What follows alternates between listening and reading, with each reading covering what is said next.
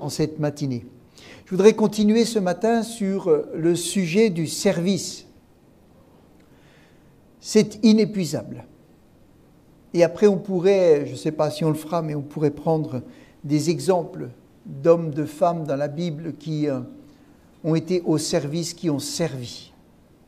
Alors, ce matin, je voudrais parler des talents, des grâces et des dons que Dieu donne pour servir. Alléluia. Mais en résumé, nous sommes appelés à servir comme notre Seigneur l'a dit, lui-même est venu en tant que serviteur. Alléluia. Il y a une différence dans les ministères, dans l'Église. On a vu la semaine dernière qu'il y a les ministères dits de gouvernement, c'est-à-dire pour réparer, équiper, entraîner, ajuster. Voilà, on parlait des filets qui étaient jetés à l'eau et qui revenaient abîmés. Ils avaient ramené des poissons, mais ils étaient abîmés quelquefois. Et de Pierre, Jean, qui pouvaient réparer les filets, afin qu'ils puissent repartir, aller chercher des poissons. Et vous savez, le peuple de Dieu, c'est comme un filet qui est envoyé et pour amener des poissons à Christ, afin qu'il puisse sauver des âmes à Christ, afin qu'il les sauve. Mais le peuple de Dieu a besoin de soins, il a besoin d'être encouragé, il a besoin d'être des fois réparé. Nos cœurs ont besoin d'être réparés et nous avons besoin les uns des autres, nous avons besoin de la prière des uns des autres, nous avons besoin des ministères qui viennent et qui peuvent apporter ce que le Seigneur met sur le cœur afin que nos vies soient réparées et qu'on puisse continuer à servir. Amen. C'est très important. Un rappel, tous les chrétiens ont le ministère d'être serviteurs. Tous les chrétiens ont le ministère d'être serviteurs dans la maison du Seigneur. Tous. Tous les chrétiens reçoivent le commandement de servir. Tous ne sont peut-être pas dans un ministère public ou la prédication, mais tous reçoivent cet appel au service. Et pour servir, Dieu donne talent, grâce et dons. Amen. Une fois qu'il nous sauve et il nous donne ces choses. On peut lire un passage dans la version Semeur sur les talents. Matthieu chapitre 25 et au verset 14. Matthieu 25 à partir du verset 14. On va lire ce passage qui est un peu long mais qui nous donne en quelque sorte comment Christ agit.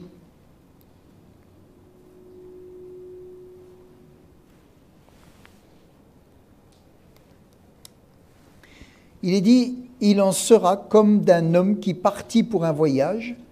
Il convoqua ses serviteurs et leur confia l'administration de ses biens. Il remit à l'un 5 lingots, à un autre 2 et à un troisième 1 seul, en tenant compte, écoutez bien, en tenant compte des capacités personnelles de chacun. Amen. En tenant compte des capacités personnelles de chacun. Puis il s'en alla.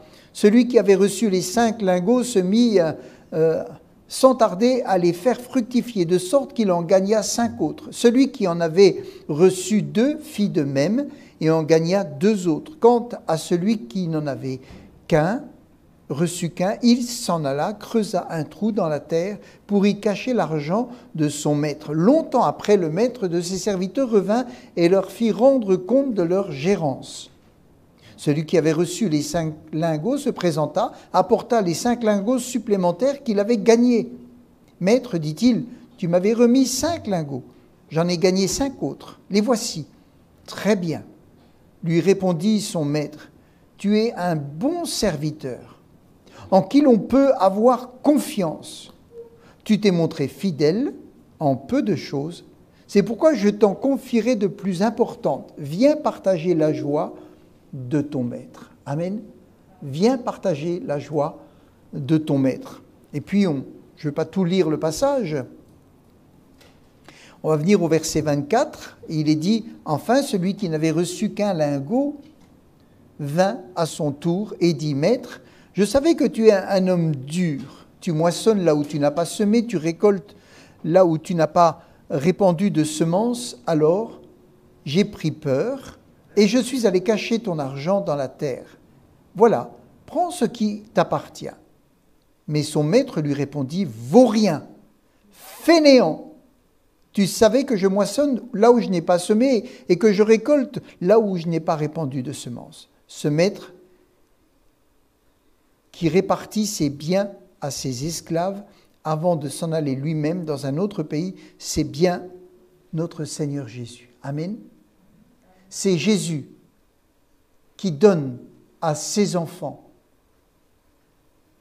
des talents afin qu'ils puissent servir, les faire fructifier.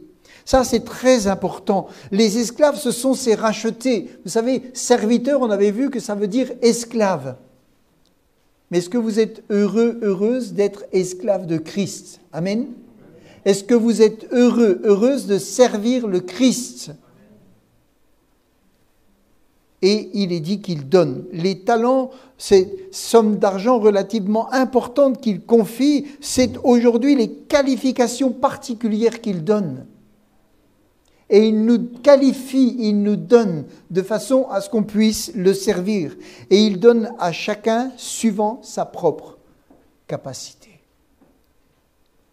Ça aussi, c'est important. Parce que Dieu mesure nos vies, il mesure le temps qu'on a, il mesure les forces physiques qu'on a, il mesure ce qu'il nous a déjà donné dans notre propre vie. Et il dit, avec ce que tu as, tu peux faire ça. Tu peux faire ça. Je ne te demanderai pas plus que ce que tu peux faire. Je connais tes forces, je connais tes limites, je te connais parfaitement, je suis ton créateur. Je ne te demanderai pas des choses que tu ne peux pas faire. Je ne peux pas t'exiger sur des choses que tu n'as pas la capacité de faire. C'est un maître qui aime, qui connaît parfaitement notre vie. Il a une connaissance parfaite de votre vie. Et ces qualifications qu'il nous donne, elles vont permettre à toutes nos facultés naturelles d'être à l'œuvre pour le Christ. Amen. Et les capacités spirituelles qu'il nous donne d'être à l'œuvre pour le Christ. Et les forces physiques qu'il nous donne d'être à l'œuvre pour le Christ. Une vérité, nous avons tous reçu au moins un talent.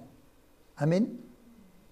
Il est dit qu'à un, il a donné 5, à l'autre 2 et à un autre 1. Tous, frères et sœurs, nous avons reçu au moins un talent, au moins une capacité, un moyen de servir le Christ, au moins un.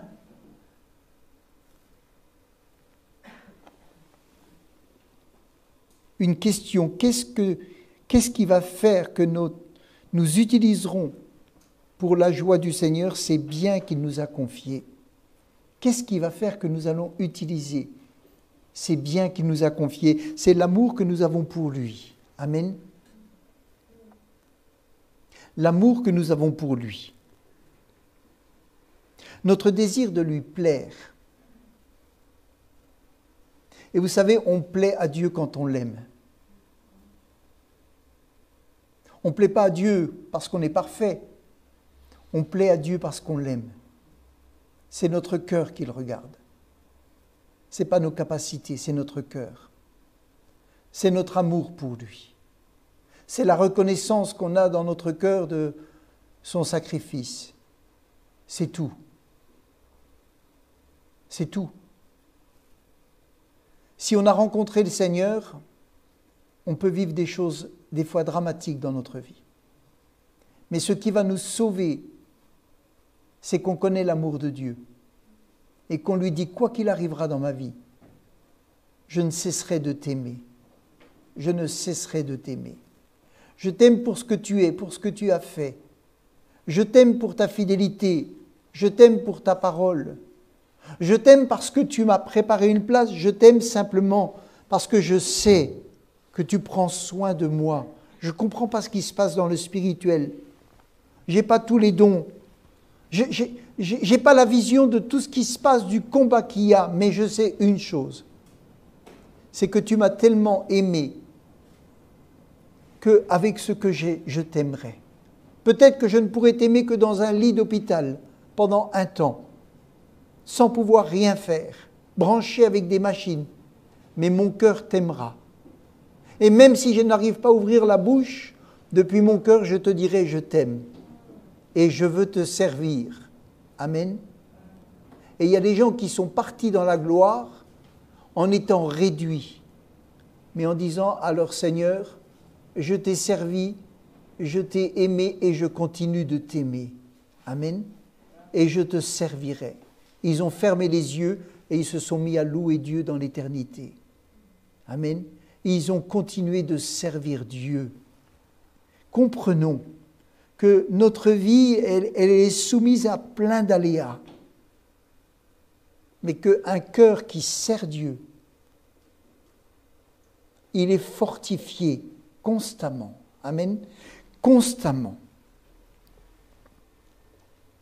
On a vu aussi que ces esclaves n'ont subi aucune contrainte. Il leur a dit, il leur a confié quelque chose, et il ne leur a pas donné de consignes particulières. Il leur a donné une gestion. Amen. Dieu nous a donné une gestion simplement de nos corps, de ce qu'on est, de notre vie. On peut le gérer pour la gloire de Dieu. On peut le gérer avec sagesse. On peut faire que notre corps puisse être en bonne santé parce qu'on ne le soumet pas à des choses qui sont mauvaises pour lui. Vous savez, il y a des gens qui fument. La Bible ne dit pas qu'il ne faut pas fumer. La Bible dit qu'il nous a donné, que Dieu nous a donné un corps pour sa gloire. Amen. Si on sait que quelque chose est mauvais, on dit Seigneur, tu m'as donné une capacité, tu m'as donné un corps, tu m'as donné un être. Je veux simplement le gérer au mieux pour toi. Ce qui est mauvais pour moi est mauvais pour toi. Amen. C'est mauvais pour moi, c'est mauvais pour toi. C'est mauvais pour toi, alors c'est mauvais pour moi. Amen. Et je veux le gérer pour ta gloire. Délivre-moi de ce qui est mauvais pour mon corps. Amen. Et des gens peuvent être délivrés d'une addiction, délivrés d'une passion, parce qu'ils comprennent que Dieu leur a donné des capacités, un corps, une vie, une âme, des yeux et tout ce qui est nécessaire à la vie. Et ils veulent le maintenir et redonner à Dieu, voilà, tu m'as donné ça, je l'ai fait fructifier. Amen. Et c'est valable dans tous les domaines. Comment utiliser les talents qui nous ont été confiés? Là, dans cette parabole, il ne précise pas comment faire. Il donne la liberté. Il n'a pas donné des consignes. Il a donné la liberté de faire fructifier. Et on peut œuvrer pour Dieu. Amen. Avec ce qu'il nous donne. On va voir quelques exemples. À chacun, Dieu a confié quelque chose. Dans 1 Corinthiens 12, 7, il est dit « En chacun de nous, l'Esprit se manifeste d'une façon particulière, mais les dons qu'il nous accorde sont toujours pour conférer en vue du bien commun. » Amen. Ce qu'il nous donne, c'est pour le bien commun. Et le bien commun, c'est d'abord son peuple, son Église, son corps. Amen. Et ensuite, tous ceux qui ont besoin du salut, tous ceux qui ont besoin de la grâce. Alors la question, c'est que faisons-nous du ou des talents, des dons, des capacités que Dieu nous a donnés? J'aimerais qu'on voit quelques exemples dans la Bible d'hommes, de femmes, rapidement, qui ont reçu quelque chose et voir ce qu'ils en ont fait. Premièrement, un exemple, engagé dans l'aide à la personne. C'était un côté humanitaire. Vous savez, cette femme, dans Acte 9, verset 36, on peut lire dans Paroles vivantes, il est dit, Acte 9, 36, « À Jaffa vivait une chrétienne nommée Tabitha. Elle faisait beaucoup de bien autour d'elle. » Amen. Elle faisait beaucoup de bien autour d'elle, en aidant pratiquement et financièrement ceux qui étaient dans le besoin. Et cette femme, vous savez ce qui lui est arrivé, elle est morte. il est dit au verset 39, Pierre les suivit sur le champ. Dès son arrivée, on le fit monter dans la chambre mortuaire où il trouva toutes les veuves en larmes. Elles s'empressèrent autour de lui et lui montrèrent les robes et les vêtements que Tabitha leur avait confectionnés quand elle était encore des leurs. Et ils ont montré l'œuvre de cette femme. Amen. Et c'était une couturière, elle faisait des robes. Et chaque fois qu'elle voyait quelqu'un qui était dans le besoin, je ne sais pas, peut-être qu'elle avait de l'argent, en tout cas, elle donnait. Amen. Elle faisait du bien. Ce qu'elle avait reçu était fructueux pour l'œuvre de Dieu. Et les femmes qui pleuraient là, ses amies, ces femmes chrétiennes qui pleuraient, et peut-être des femmes qui n'étaient pas chrétiennes, mais qui avaient une relation d'amour avec cette femme, parce qu'elle faisait du bien. Tout le monde la pleurait. Tout le monde la pleurait.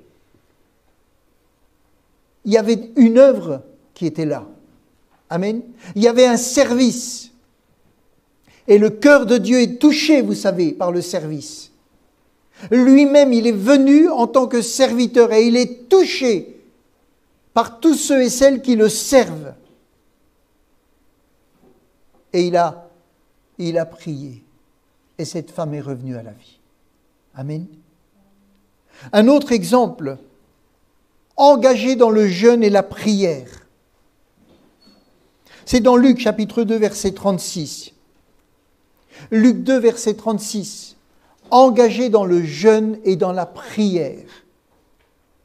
Vous voyez, Tabitha, elle, son talent, c'était manuel. Elle était là, elle pouvait avec rien faire quelque chose. Il y avait des grands besoins partout et elle faisait. Amen.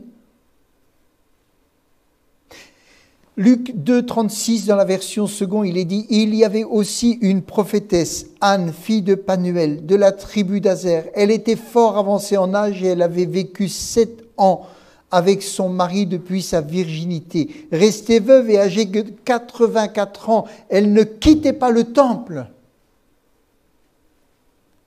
Et elle servait Dieu nuit et jour dans le jeûne et la prière. » Et quand Jésus a été présenté par Marie et Joseph dans le temple, il est dit, elle survint au même moment et se mit à louer Dieu. Elle parla de l'enfant à tous ceux qui à Jérusalem vivaient dans l'attente du libérateur. Cette femme servait Dieu jour et nuit dans le jeûne et dans la prière. Je crois que tout le monde n'est pas capable de faire ça d'une telle façon. Mais elle avait reçu la capacité d'être jour et nuit en combat. Une femme qui intercède, une femme qui est restée veuve, mais vous savez, ça a dû être difficile d'avoir un mariage cassé comme ça, si tôt. Mais son amour pour son Dieu était tellement grand que Dieu va l'aider à passer au-dessus de tout.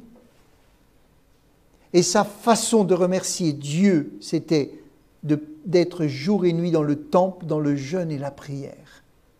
Et voyez-vous, cette femme, quand Jésus va être amené en tant que petit bébé, là, elle va dire à tout le monde, parce qu'elle a reçu cette révélation, elle était prophétesse. Il est dit, elle parla de l'enfant à tous ceux qui, à Jérusalem, vivaient dans l'attente du libérateur. Ça, elle va dire aux gens à Jérusalem, Jésus est là pour libérer. Amen. Et là, elle a vraiment ce que beaucoup n'avaient pas après. Tous ces gens qui étaient là en train de lire les Écritures et qui ne reconnaissaient pas Jésus, elle le reconnaît. Amen. Un autre homme, Siméon, il est dit homme droit et pieux, il vivait dans l'attente du salut d'Israël.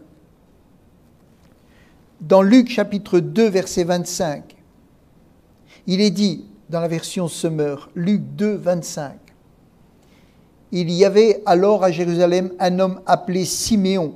C'était un homme droit et pieux. Ça suffit.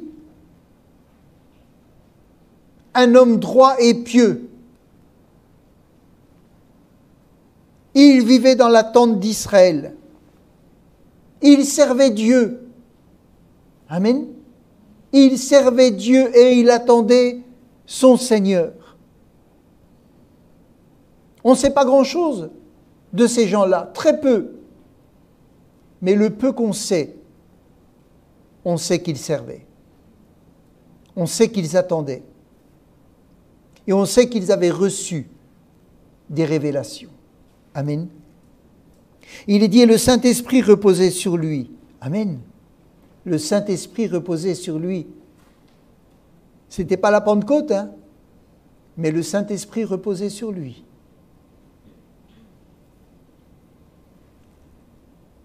Il y en a qui attendent la Pentecôte. Le Saint-Esprit reposait sur lui. Amen.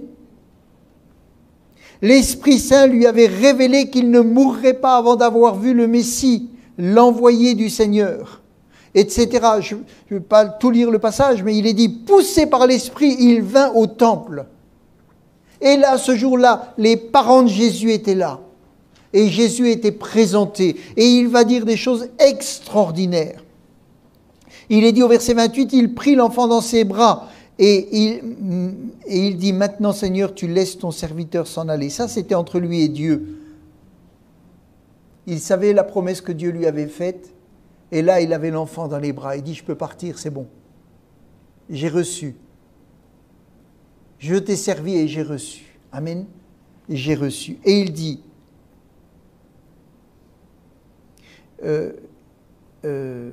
au verset 32, il est la lumière pour éclairer les nations. Et ça, il l'a dit devant tous, dans la synagogue. Il est la lumière pour éclairer les nations. Il sera la gloire d'Israël. Et il est dit, le père et la mère de Jésus étaient émerveillés de ce qu'on disait de lui. Et Siméon parle encore. Siméon les bénit et dit à Marie, à sa mère, il va lui dire une parole qu'elle ne vivra que 30 ans plus tard. Sache-le, cet enfant est destiné à être pour beaucoup en Israël une occasion de chute. Et le relèvement, il sera un signe qui suscitera la contradiction. Ainsi seront dévoilées les pensées cachées de bien des gens. Quant à toi, tu auras le cœur comme transpercé par une épée. On ne sait pas grand-chose de Siméon. Si vous cherchez, vous ne trouverez pas grand-chose de lui. Mais un homme pieux, qui sert Dieu. L'Esprit de Dieu était sur lui. Et les paroles qu'il donne dans le temple sont des paroles qui vont éclairer déjà certains Juifs qui entendent ça, qui va permettre de révéler à des cœurs qui attendent le Christ, de pouvoir maintenant concentrer leur cœur sur cet enfant et attendre qu'il soit loin pour être publiquement celui qui va révéler la parole de Dieu pour l'Église. Amen. Rendez-vous compte des gens qui peuvent être presque dans l'anonymat. Un autre exemple, engagé dans le soutien des ministères par son logement et ses biens. Je ne veux pas lire pareil parce que ça va être trop long, mais ce geôlier qui était là et à qui avait mis Paul en prison, Paul et Silas en prison. Quand les murs ont tremblé, il est dit qu'il allait se tuer parce qu'il savait qu'il allait mourir, parce que les prisonniers allaient sortir. Mais dès qu'il a reçu Jésus, il est devenu un serviteur. Amen. Dès qu'il a reçu Jésus, il a reçu un talent, une capacité. Et il est dit que quand ils lui ont dit, voilà, reçois Jésus, crois au Seigneur Jésus, tu seras sauvé, toi et ta famille. Et ils ont annoncé la parole de Dieu. Il les prit avec lui à cette heure même de la nuit et il lava leurs plaies. Il lava leurs plaies. Amen. Comment il a fait ça? Dès qu'il a été sauvé, il s'est mis à servir. Il les prend, il lave leurs plaies. Et il est dit, il s'est fait baptiser avec tous les siens. Et ensuite, il les a amenés dans son logement. Vous vous rendez compte, en l'espace peut-être d'une heure, un homme qui était le gardien de ces gens, qui les avait enchaînés, il les emmène chez lui, il lave les plaies, il les reçoit dans sa maison et il écoute leurs conseils. Amen. Vous savez, il ne faut pas des heures, il ne faut pas des semaines et il ne faut pas des années pour transformer une vie. Il faut juste que la lumière du Christ vienne et qu'on la reçoive. Et une personne qui était un voyou, un voleur, un brigand, un gangster, un menteur, quelqu'un qui vivait dans le péché en une heure, en moins d'une heure, il peut être bouleversé et recevoir dans sa maison et devenir un homme serviteur et voir fructifier le talent que Dieu lui donne. Amen. Ça, c'est extraordinaire de voir ça. Un autre exemple, engagé en répandant le témoignage, et son témoignage, et le nom de Jésus, dans Jean 4, verset 29. Jésus va aller près d'un puits, il va parler avec une femme. Ses disciples, ils sont partis faire les courses à Cora. Et il est dit qu'il s'est retrouvé avec une femme, il dit « Donne-moi de l'eau, s'il te plaît ». La femme, elle dit « Mais un juif ne parle pas avec un samaritain. En plus avec une femme. » Et elle s'est mise à parler avec lui. Et elle avait une connaissance.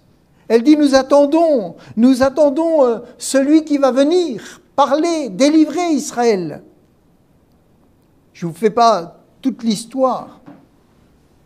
Et Jésus va dire à cette femme, au verset 25, il est dit, la femme lui dit, je sais que le Messie doit venir, celui qu'on appelle le Christ, et quand il sera venu, il nous annoncera toutes choses.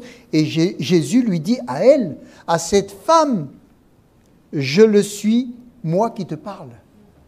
À plein de gens, il ne révélait pas qu'il était le Christ. À cette femme, il lui dit, je suis le Christ, parce qu'elle l'attendait. Amen. Et quand elle a su ça, alors, vous vous rendez compte, elle l'attendait, elle le voit, il lui parle, et il lui dit, c'est moi, je suis le Christ, je suis ce sauveur.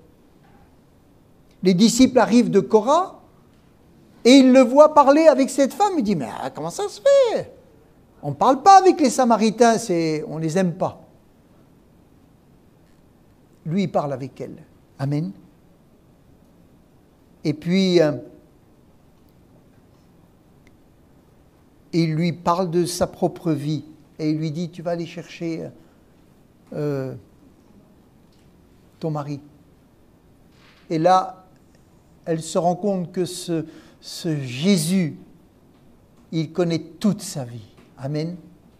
Elle est bouleversée. Et vous savez, elle reçoit tout de suite une assurance. Et qu'est-ce qu'elle fait? Le talent qu'elle a, c'est d'être tout de suite capable de partir et d'aller parler autour d'elle. Elle rentre dans son village et elle parle à tout le monde. Amen. Elle rentre, elle parle à tout le monde. Venez voir, celui qui m'a raconté toute ma vie, ne serait-ce pas le Christ? Et il est dit, ils sortirent de la ville et ils vinrent vers lui. Tous les gens du village qui étaient disponibles, ils sont venus vers Jésus, au puits. C'est ce talent qu'elle avait qui lui a permis de le faire fructifier. Et il est dit, plusieurs Samaritains de la ville crurent en Jésus à cause de cette déclaration de cette femme. Et ils ont demandé à Jésus, est-ce que tu ne veux pas venir rester 2 jours avec nous? Et Jésus, son programme, vous savez, il s'est fait à cause de cette femme. Le programme de Jésus a été modifié à cause de cette femme. Parce qu'elle a exercé ce talent qu'elle a reçu de pouvoir aller, de parler. Il y en a, ils seraient rentrés chez eux. Elle est partie, elle a dévoilé. Il m'a raconté toute ma vie. Et sa vie, ce n'était pas terrible. Hein? Mais elle était libre. Il m'a raconté toute ma vie. Il y a des gens, ils peuvent témoigner des choses horribles qu'ils ont fait dans leur vie. Quand ils peuvent en témoigner, c'est qu'ils en sont libres. Amen. Ils peuvent en témoigner parce qu'ils en sont libres, ils n'ont plus honte. Parce qu'ils savent que leur Sauveur a pris leurs péchés. Ils savent qu'ils sont pardonnés. Ils savent qu'ils appartiennent à Christ et ils savent que Christ ne va pas les juger. Tout le monde connaissait cette vie qu'elle avait. Mais elle dit, il connaît ma vie. On attend le Christ, il est là. Et son programme a été changé. Est-ce que vous croyez que vous pouvez faire changer le programme de Jésus? Simplement parce que vous exercez le talent qu'il vous a donné.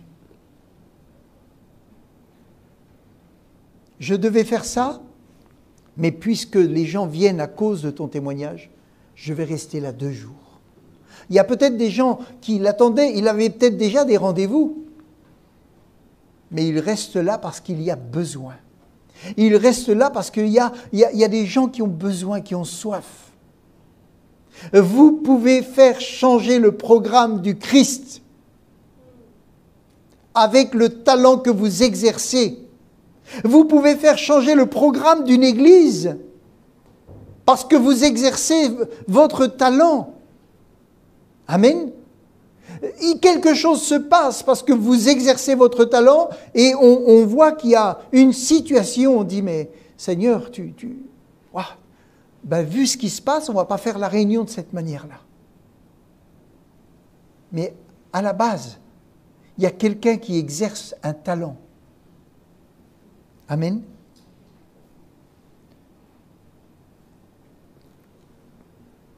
Un autre exemple encore, c'est un homme qui avait été repéré dans l'assemblée pour exercer un service, distributeur de soupe. Et cet homme, voyez-vous, il va recevoir la fibre d'un évangéliste. Pendant un temps, il va servir un diacre. C'est Acte 6, verset 3.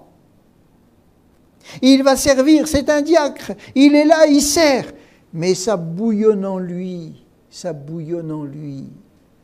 Il sert avec joie. Il a été désigné avec les autres parce qu'il avait un bon témoignage. Il a été désigné parce qu'il est dit, c'est pourquoi, frères, choisissez parmi vous cet homme de qui l'on rende un bon témoignage, soit plein du Saint-Esprit et de sagesse pour servir la soupe, distribuer. Mais il y avait quelque chose. Il était en service, mais Dieu l'appelait à beaucoup plus encore. Amen. Il a fait ce qu'il devait faire quand il a été appelé. Et Dieu l'appelle. Et cet homme-là, il va aller témoigner et Dieu va le transporter. Il va se passer des choses extraordinaires. On ne peut pas lire, mais il va prier pour des gens. Ils vont être guéris.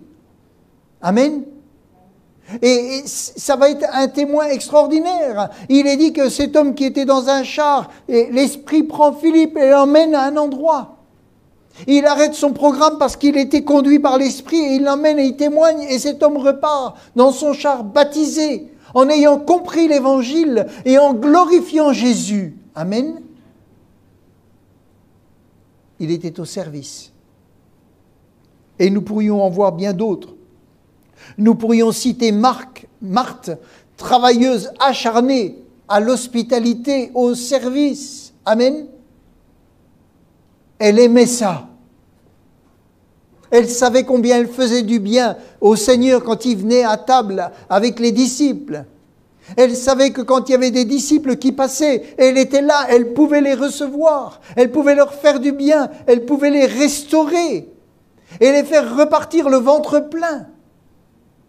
Elle aimait ça. Elle aimait ça. Et elle le faisait avec joie. Nous pourrions parler aussi de Lydie. Vous savez, cette femme qui était là, juive, et qui était là avec les Juifs et qui priait. Quand Paul est passé, le cœur de cette femme a été ouvert. Elle reçoit l'Évangile. Et elle supplie, et elle dit, est-ce que vous pourriez venir loger dans ma maison plutôt que de loger en ville là, venez, je vous accueille dans ma maison. Amen. Et ils sont allés dans cette maison. Et de cette maison, il est sorti une église. Amen.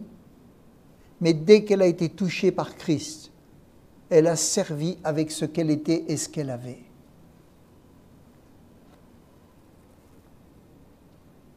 Vous savez, il y a une très grande promesse.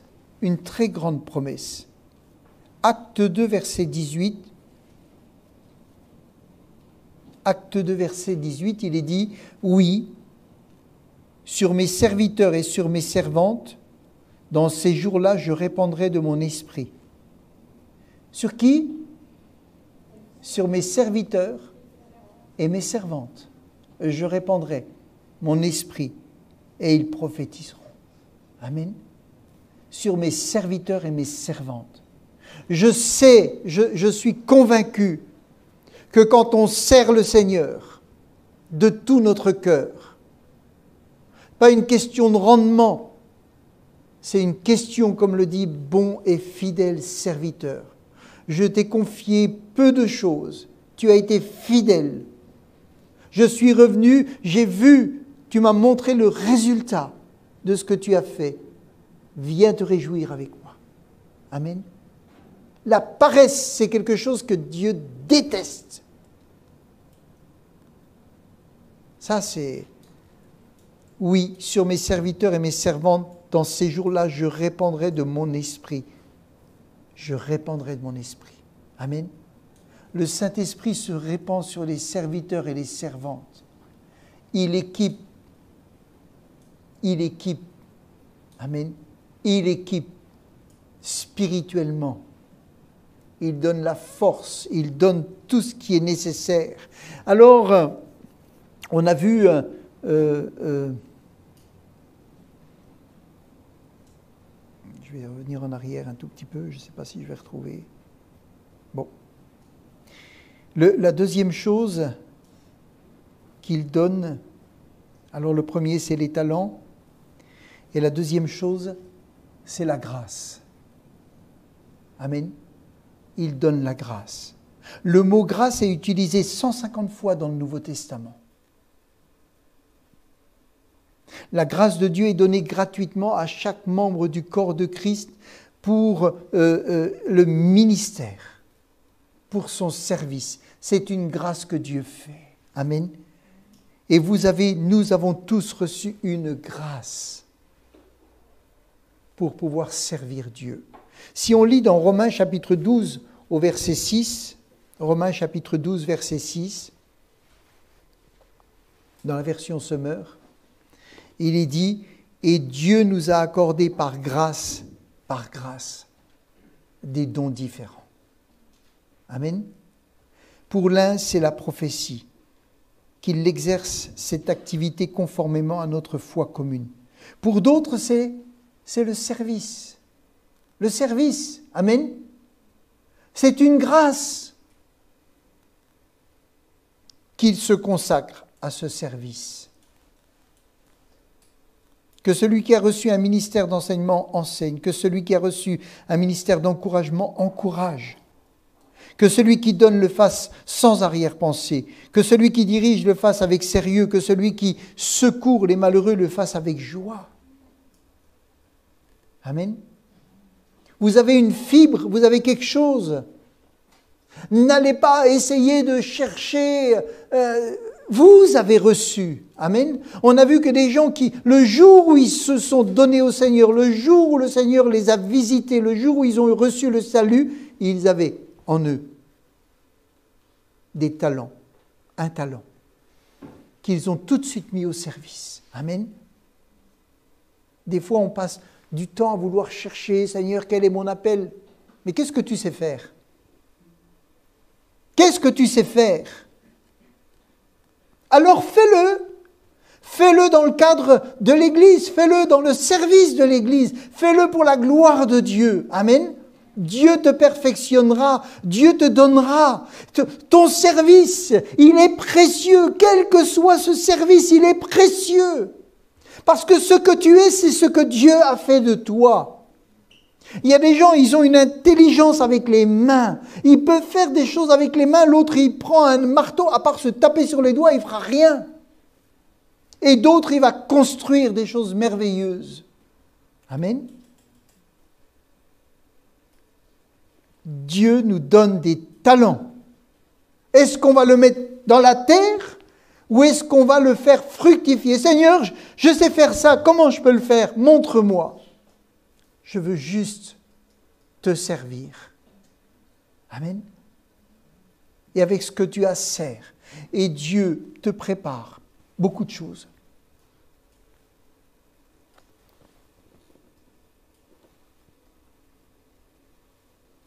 Éphésiens 4, verset 4 nous dit, Éphésiens 4, 4 nous dit, il y a un seul corps, un seul esprit, de même Dieu vous a appelé à une seule espérance lorsqu'il vous a fait venir à lui. Il y a un seul Seigneur, une seule foi, un seul baptême, un seul Dieu, Père de tous, qui règne sur tous, agit par tous et qui est en tous. Cependant, chacun de nous a reçu la grâce de Dieu selon la part que le Christ lui donne dans son œuvre.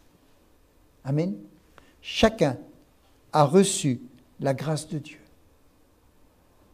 Oh, je ne suis pas ci, oh, je ne suis pas ça. Oh, tu as au moins un talent. Tu as reçu la grâce de Dieu. Amen. Avec ça, sers ton Dieu. Amen. Qu'est-ce que je peux faire? Comment je peux le faire? Seigneur, montre-moi. Et sers ton Dieu. Quand le maître vient, dis-lui, voilà ce que j'ai fait. Voilà ce que j'ai fait, Seigneur.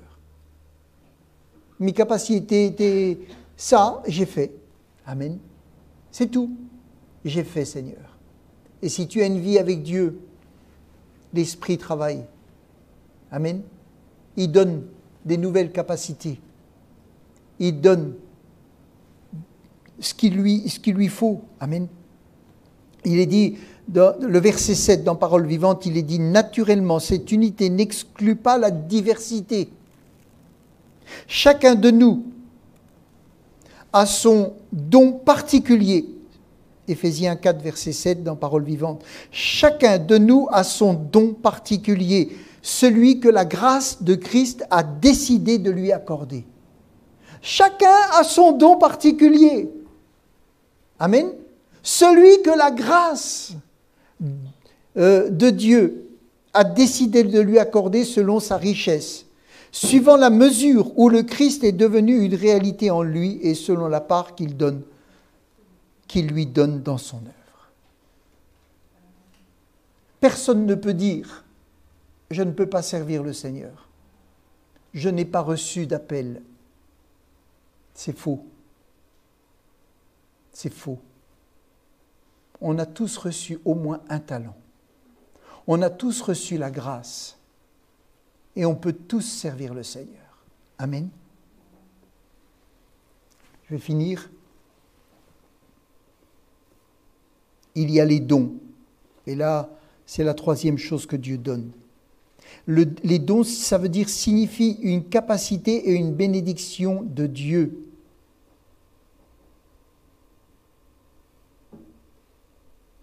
Et il faut comprendre que l'importance n'est pas mise sur celui qui a le don. L'important est mis sur celui qui reçoit de ce don. Amen. Ça, c'est important. Il y a des gens qui disent « j'ai un don ». J'espère que les gens vont le comprendre et qu'ils vont le voir. On s'en fout. C'est le bien que ce don va apporter aux autres qui compte. Amen. Parce que c'est une grâce que tu as reçue. Tu as un don, et les autres doivent en bénéficier dans l'Église. Les gens doivent en bénéficier dans la ville. C'est ça qui est important. L'importance est mise sur les autres, que Dieu bénira au travers de l'exercice du don. Amen. C'est ça que Dieu va regarder. Il ne va pas dire « Ah, je t'ai donné un beau don, hein, c'est bien. Hein. » Non. Il va dire « Qu'est-ce que tu as fait du don que je t'ai donné? Est-ce que les autres ont eu le bénéfice de ce don spirituel ?»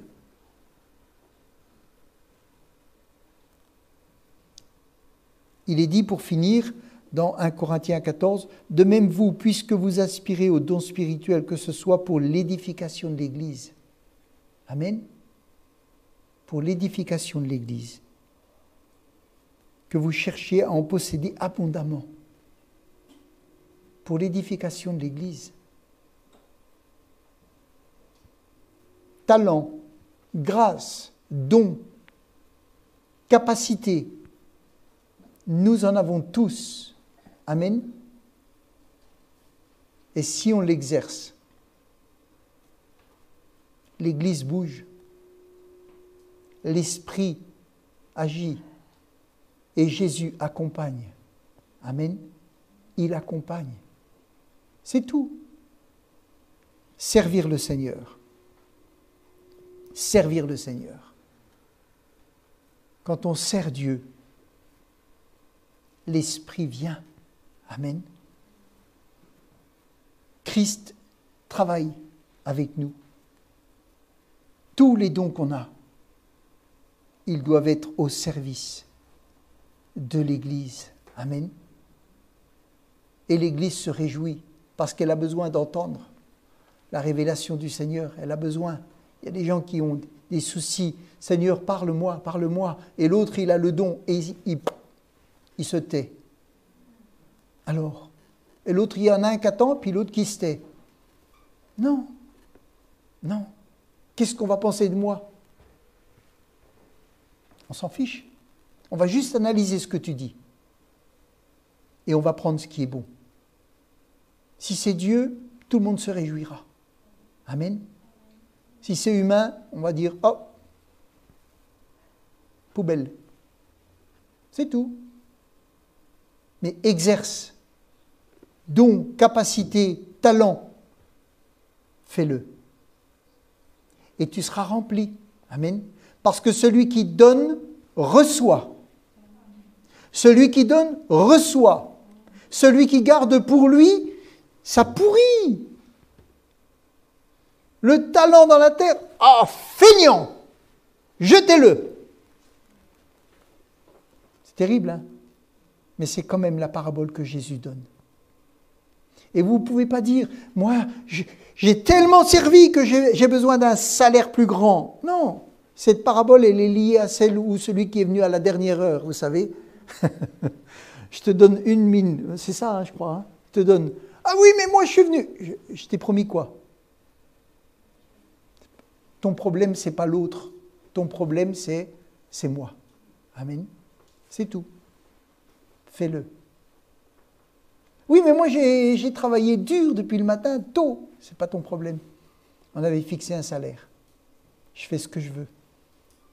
Amen. Alléluia. Père éternel,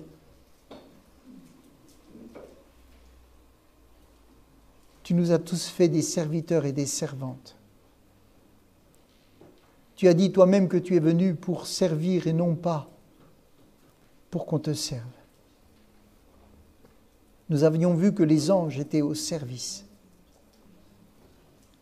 du Christ et des élus.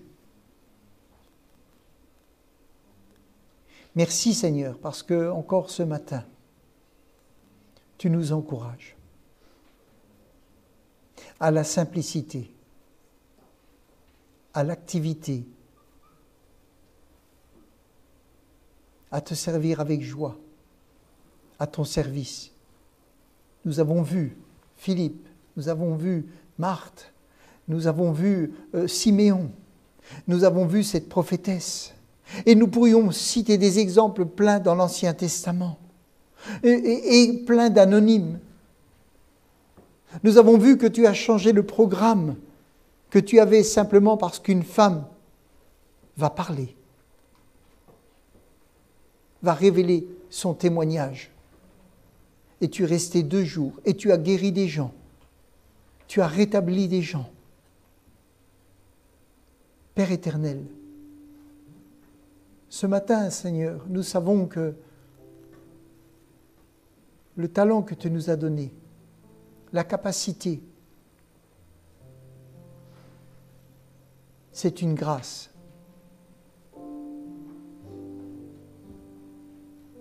Nous savons que ton œuvre a de grands besoins. Nous savons que les églises ont des grands besoins. Et nous voulons simplement nous lever pour te servir. Tu connais, Seigneur, les problèmes que l'on peut avoir, les vies qui ont été cassées, détruites. Tu connais les brisements qu'il y a, tu connais les cœurs qui sont fatigués. Ça, c'est ton affaire. Tu es venu pour guérir. Tu es venu pour pardonner. Tu es venu pour sauver, pour laver par ton sang. Seigneur, ça, c'est ton affaire. Nos vies sont entre tes mains. Tu sais, Seigneur, que si nos corps sont malades, nous serons limités. Tu sais que si nos cœurs sont tristes, s'ils pèsent, s'ils souffrent, on va être ralenti. Et comme ce matin on l'a chanté, on veut simplement déposer nos fardeaux et nous lever pour te servir. Seigneur, nous pouvons te servir dans un lit d'hôpital, en priant pour les frères et sœurs. Nous pouvons te servir en étant âgés. Nous pouvons te servir en tant qu'enfant. Nous pouvons te servir avec des limites physiques, avec des limites intellectuelles. Nous pouvons te servir avec des limites. Mais ce que tu veux, c'est ce que tu nous as donné soit fructueux. N'enterre pas ton talent. Tu as une église, c'est peut-être pas ici ton église, tu es peut-être de passage. Mais là où le Seigneur t'appelle, sers-le dans ton église locale. Tu vas faire un bien fou. Et ton service va être utile au corps de Christ. Tu vas bénir les autres. Rendez-vous compte, Siméon, il va bénir Jésus, il va bénir Marie, il va bénir Joseph. Vous allez dire, Marie, c'était une femme bien plus haute. Jésus, c'était le Fils de Dieu. Siméon, parce qu'il servait, parce qu'il était rempli de cet esprit. Il va prophétiser, il va parler à Marie, il va parler de Jésus.